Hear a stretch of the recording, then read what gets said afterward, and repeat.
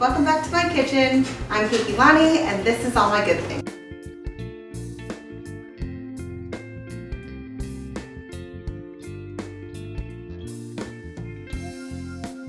My channel, I'm Kiki Lani. Thanks so much for joining us. We're just cooking in my kitchen today and taking you along for what I do. So this is what I cook for my family of 6.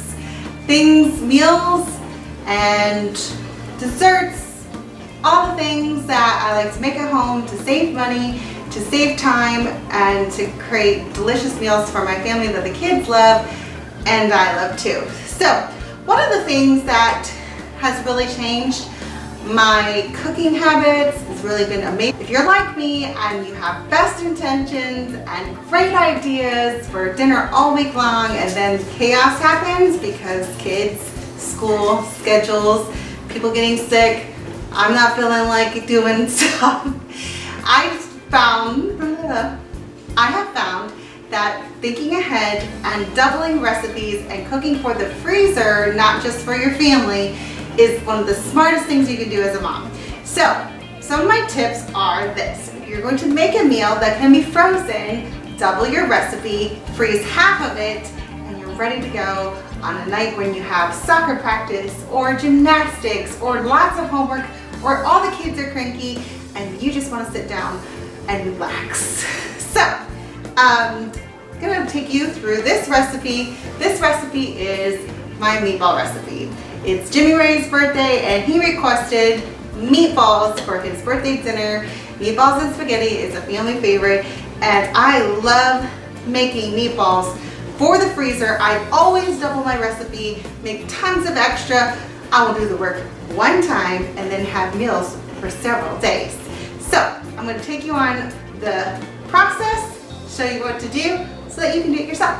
Head to the blog to find this recipe and more. So on my blog, I talk about grinding your own meat. Sometimes I can find some really great deals for chuck roast that's cheaper than buying ground beef. So I have learned how to grind it myself. There's a blog post all about grinding your own meat.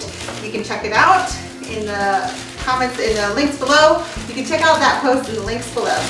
This meat ground up, it's just a chuck roast, and it's about, I would say it's about 2.5 pounds. I estimated that, but we're gonna say 2.5 pounds. And then I always, when I'm at the grocery store, I look for manager special markdowns. This is another great way you can save money at the grocery store. Look for those markdowns. If you're the first one in the store, you usually can find the best markdowns. This is hot Italian sausage. I always look for sweet Italian, mild Italian, bratwurst, chorizo, turkey sausage, so many of those in the, so many things like that in the fresh meat aisle. If it isn't sausage, just go in here, slice through the casing, and pop out all that sausage. We do not need the casing in this recipe. If you don't like spicy, just grab mild Italian or sweet Italian sausage. And we're gonna put the whole pound in here. This is 5 links. And we're just gonna drop it all right in here. And toss this in the trash. So I'm gonna set this over here for a second and chop up an onion. And hopefully I won't crack it. Onions are so random for me. Sometimes I can handle everything and sometimes I cry like a baby. Usually when I'm chopping onions and the kids are home, they're like, Mom, what's wrong? So I usually make up something really funny. Italian is one of those